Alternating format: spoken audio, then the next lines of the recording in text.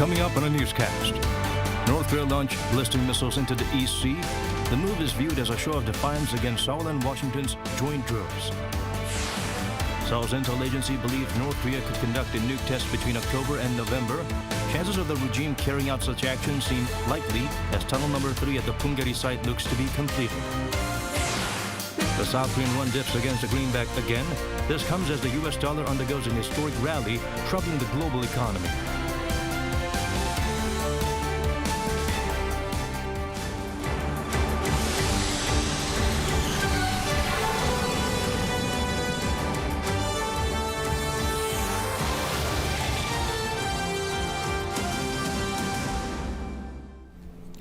Hello and welcome to our newscast. I'm Daniel Che here to bring the latest. Let's begin with our top story.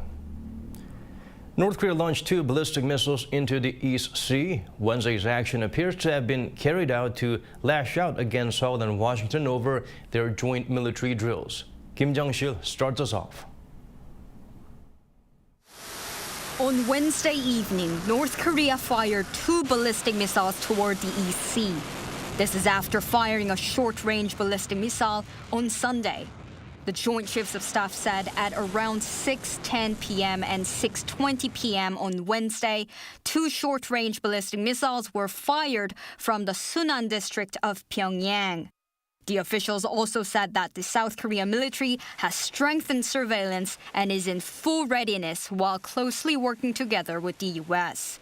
The launch comes at a time when the U.S. nuclear-powered aircraft carrier, the USS Ronald Reagan, and its strike group is currently conducting a combined maritime exercise with South Korean forces in waters off Korea's east coast. Experts say the recent series of launches appear to be a sign of protest against the 4-day exercise. The joint drill reportedly includes a rare type of training that involves an American nuclear-powered submarine, the USS Annapolis, to detect and track enemy underwater warships. This is North Korea's second launch in the space of 4 days.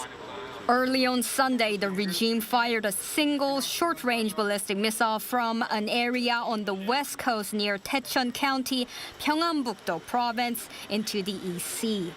On June 5th, Pyongyang fired 8 short-range ballistic missiles in 1 day, which prompted the U.S. to call for more sanctions against the regime for violating UN Security Council resolutions. Kim Jong-sil, Arirang News. And according to the nation's top intel agency, North Korea could carry out a nuke test as early as next month. Several factors could be considered before taking such actions, including international relations and the coronavirus situation. Han Sung-woo has the details.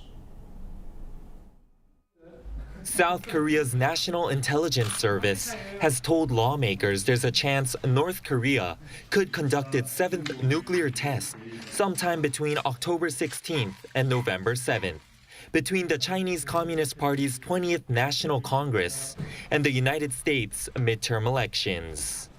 Officials also said the restoration work on tunnel number 3 of the Punggye nuclear test site is complete, raising the likelihood the regime will indeed conduct another nuclear test, which would be its first in 5 years. That's according to People Power Party lawmaker Yoo Sang-bum and the Democratic Party's Yoon, who told reporters after an Intelligence Committee session at the National Assembly on Wednesday that the period's not necessarily a prediction, but a possibility. The NIS explained that international relations, the COVID-19 situation in North Korea, and other factors will likely be taken into account by the regime.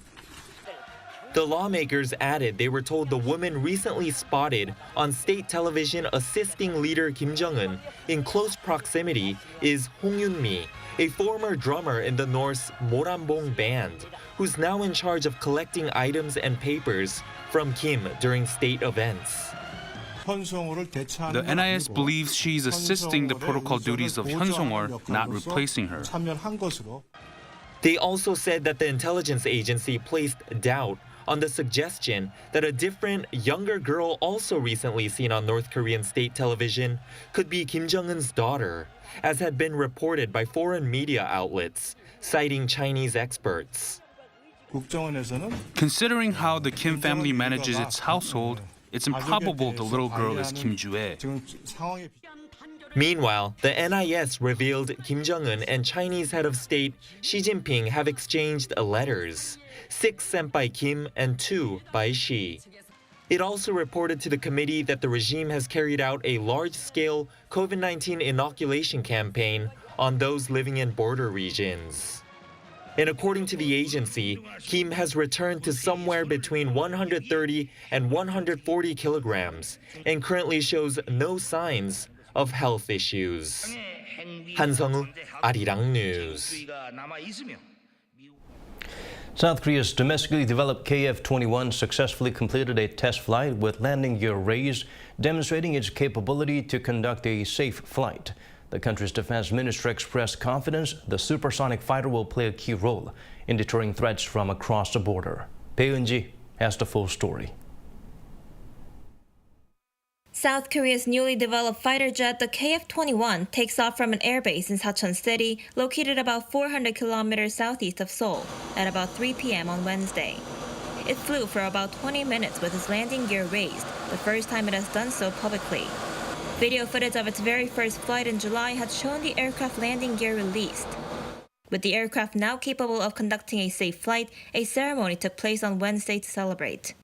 The country's defense minister Lee Jong-sub, who was at the event, thanked defense officials and researchers for their efforts during the fighter jet's development.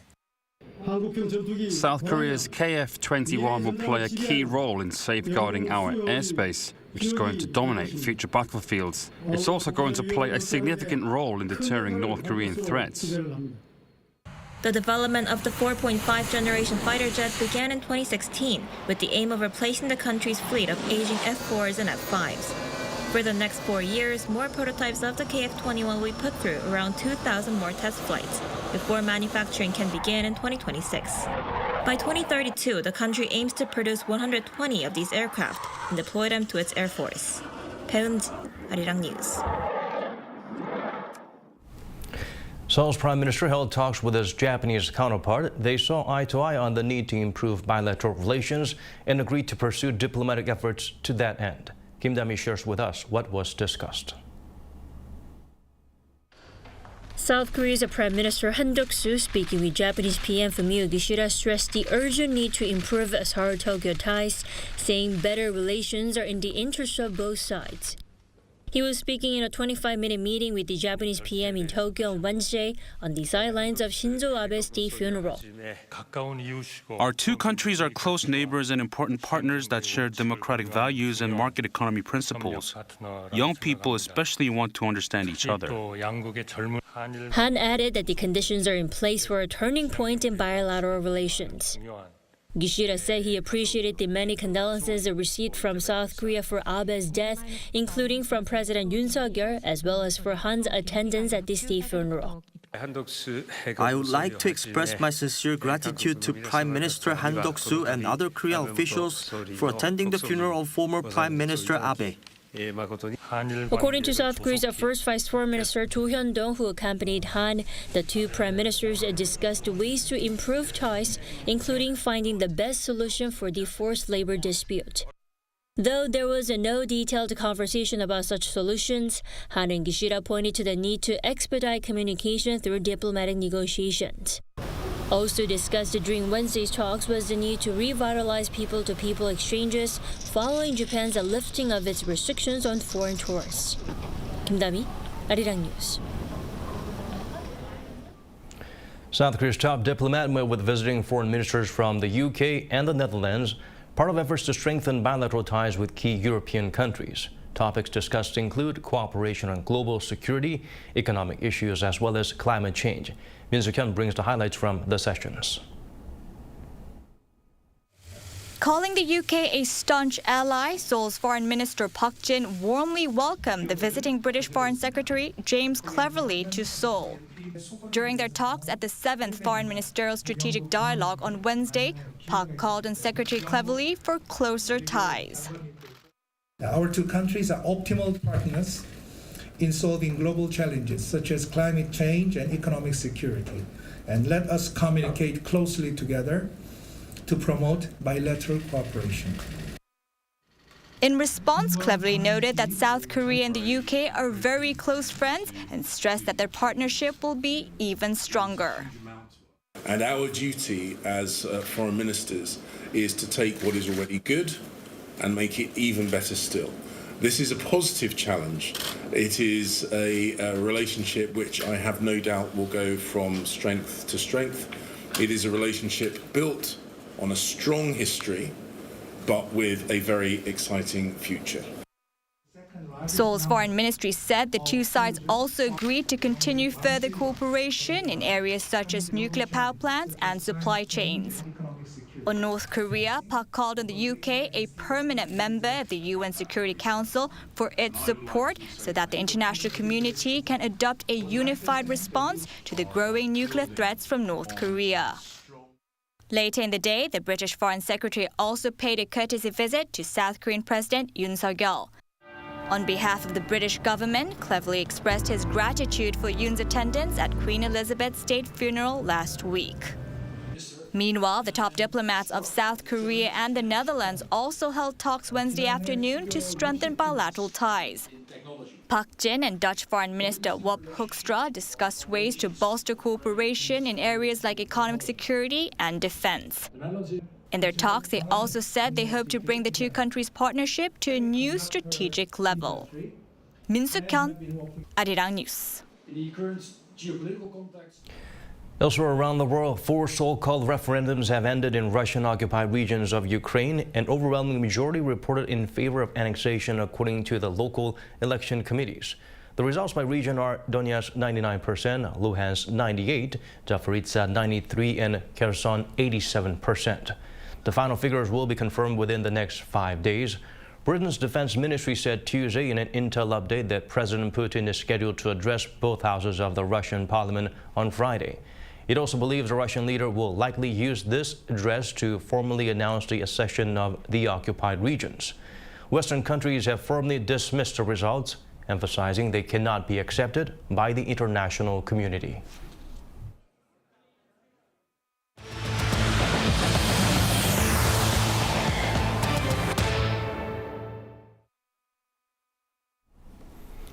The U.S. dollar is undergoing a once-in-a-generation rally, a trend that's troubling the global economy. South Korean won tumbled to more than a decade low against the greenback.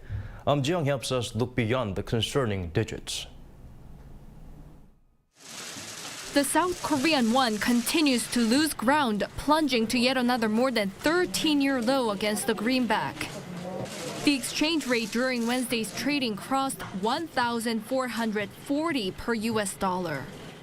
This is the weakest the won has been since March 2009 in the aftermath of the global financial crisis. One expert says worries about bigger interest rate hikes by the Fed in the coming months would further depreciate the Korean won. New information that has been released after the FOMC suggests that the U.S. Fed could take another giant step to raise the interest rate. The dollar soared, with the new information being reflected in the market. The dollar-to-won exchange rate could go as high as 1,450 by the end of this year. Stocks around the world are falling with currency swings spilling into the equity markets. The U.S. stock market is in bad shape, with the S&P 500 dipping for a 6th straight day on Tuesday, ending at a new low for this year. South Korea's benchmark Kospi continued to fall below the 2,200 level on Wednesday, the lowest in more than 2 years. The tech-heavy Kosdaq plunged by more than 3% on Wednesday, staying below 700 after it broke that mark on Monday for the first time in more than 2 years. Another expert says investors should be looking at safe assets. Investors should have more safe assets in their portfolios. For example, rather than stocks, invest more in bonds. If you are reluctant to invest, it is better to hold cash. At this moment, it is hard to alter the situation through certain measures, including government intervention or currency swaps. It's a global trend, so it is best to wait until it changes. Ji-young, Arirang News. Car makers are undergoing significant changes as countries around the world strive to achieve carbon neutrality while struggling to secure supply chains. Amid this transition, South Korea unveiled its own strategies to become a leader in the global market. Choi Min-jung outlines what they are. South Korea is dreaming of becoming one of the three major powerhouses in the global automobile industry. The Ministry of Trade, Industry and Energy on Wednesday held a roundtable with CEOs and executives of domestic companies, including Hyundai Motors, to discuss future strategies that can help in achieving this goal. Currently, the global automobile industry is going under so much change that's affecting the very foundations of its 100-year history. The public and private sectors should come together so that the Korean car industry can overcome the current difficulties. One of the main strategies discussed was making South Korea a top-tier leader in the electric sector. To achieve this, the ministry aims to boost the country's global EV market share to 12% by 2030. With software playing a significant role in electric vehicles, it vowed to train 10,000 specialized software experts by 2030. The ministry also said it will invest more than $66 billion to boost the industry over the next 5 years. The second strategy is focused on ensuring there's a smooth transition to electric vehicles. The government wishes to minimize any legacy costs that could stem from what is a significant changeover from widely used internal combustion engine cars to EVs. Building a stable supply chain is another principal strategy. The recently implemented U.S. Inflation Reduction Act has triggered serious concerns among South Korean car makers, as it excludes EVs built outside of North America from tax subsidies. The ministry said it will continue negotiating with the U.S. to minimize the damage to Korean automakers. The country will also seek to reduce dependency on foreign countries for parts needed to assemble electric and hydrogen vehicles. And finally, the government says it will promote the development of autonomous vehicles to achieve its goal of commercializing them in 2027. The industry ministry says these strategies provide direction for how the South Korean government and automakers should move forward, and added that they will work on making a more concrete blueprint. Choi Min-jung, Arirang News. Over in Gwangju, President Yoon promised that South Korea will invest big in key technologies to make good on its digital innovation plan unveiled last week in New York. This came during a weekly economic meeting joined by officials from IT and tech giants like SK and Samsung. 우리나라를 디지털 강국으로 도약시킬 체계적인 준비를 할 것입니다. 글로벌 인공지능 경쟁력을 세계 3위 수준으로 끌어올리고 데이터 시장 규모를 2배 이상 키우겠습니다. He also pledged to secure technology in chips, quantum computing, and metaverse while making AI-based care services available for the elderly. In line with that, the government plans to inscribe basic rights on digital accessibility into law by next year. After the meeting, the South Korean leader took a tour of an AI tech exhibition in Gwangju. AI and big data are used everywhere in South Korea to make life more convenient. The technology now creates personalized beauty products, also recommends and delivers nutritional supplements depending on a person's health condition. Shin Se-byuk went to find out more. It's as simple as putting the tone measuring equipment onto your face. And whether or not you're wearing makeup, you'll be given a result that perfectly matches your skin tone out of 200 possible options. After that, this robot gets to work making your personalized foundation on the spot. How does all this work? The answer is artificial intelligence and big data. So this foundation is the one that the AI suggests would suit me the best. Now, cutting-edge AI technologies and big data analyze each individual and come up with hyper-personalized beauty items. The role of AI and big data is growing fast in the beauty and cosmetics field. According to the Ministry of Food and Drug Safety, the size of the global personalized beauty market stood at almost $43.7 billion last year. And by 2025, it is expected to grow to over $58 billion. To follow the trend, Korean cosmetics giant Amore Pacific opened its flagship store to allow customers to try its various products while also getting an opportunity to find the best cosmetics options for each individual. We recommend the best color matching for individual customers, not only through one-on-one consultation, but also by utilizing AI technology. Technology like this is also being utilized in the wellness area. Consumers fill in questionnaires regarding their lifestyles and health. Based on their answers, this startup offers personalized nutrition treatments to consumers using its own big data analytics system. All people need different nutrition because their health conditions all differ. We provide hyper-personalized nutrition plans to consumers using our own algorithm. According to an expert, the hyper-personalized beauty and wellness market could grow extremely fast due to efforts by companies to secure a larger pool of customers from the so-called MZ generation, people born between 1981 and 2005. MZers are very well aware of what they like and want, so many companies try hard to make products and offer services that are tailored to each individual to satisfy them as much as possible.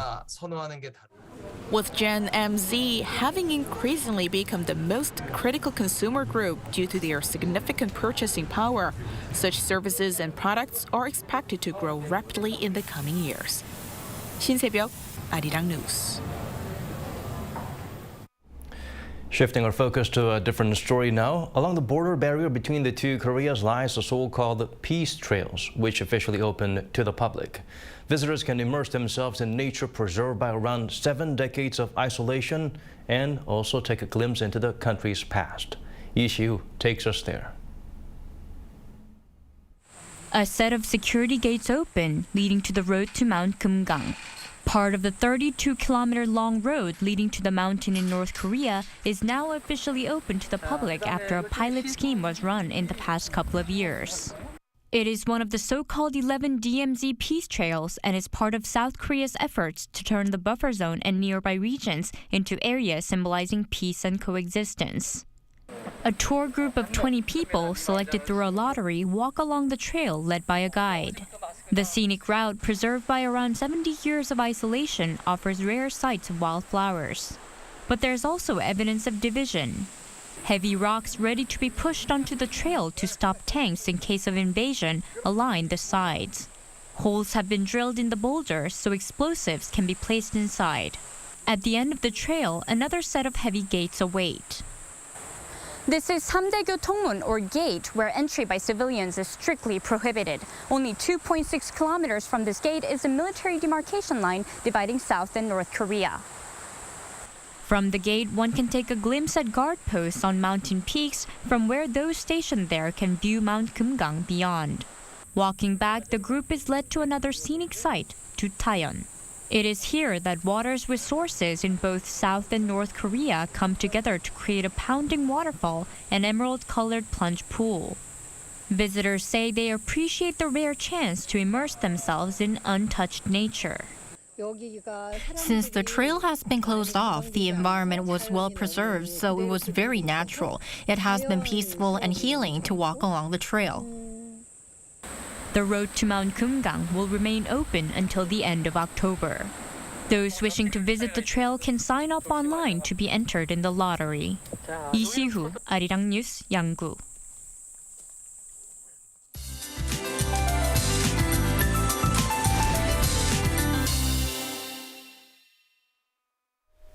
Warm daytime conditions will continue for a couple of days more. Do expect wide temperature gaps as mornings will be in the low teens or even in single figures.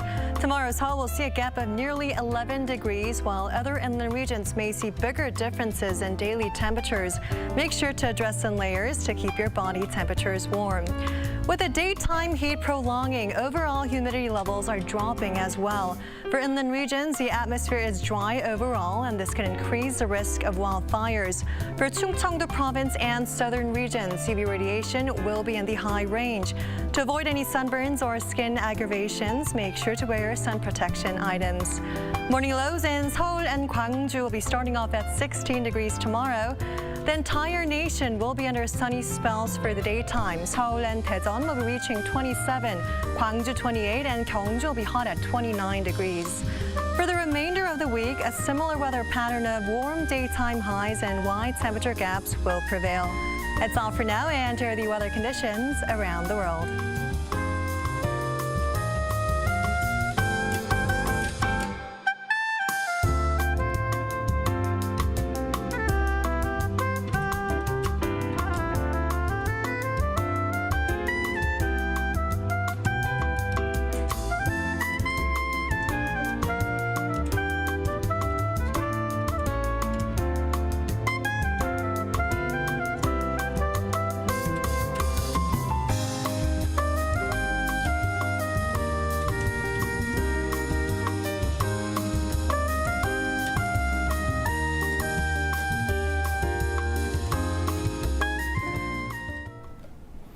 And that's all from us. As always, thank you for watching.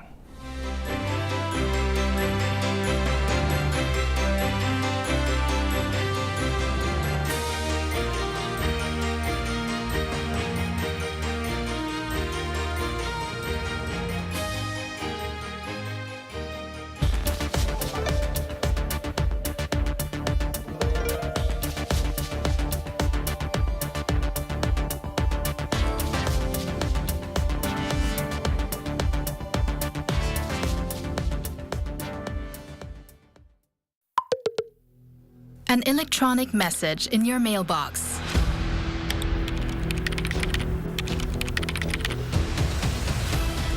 Emails in your inbox.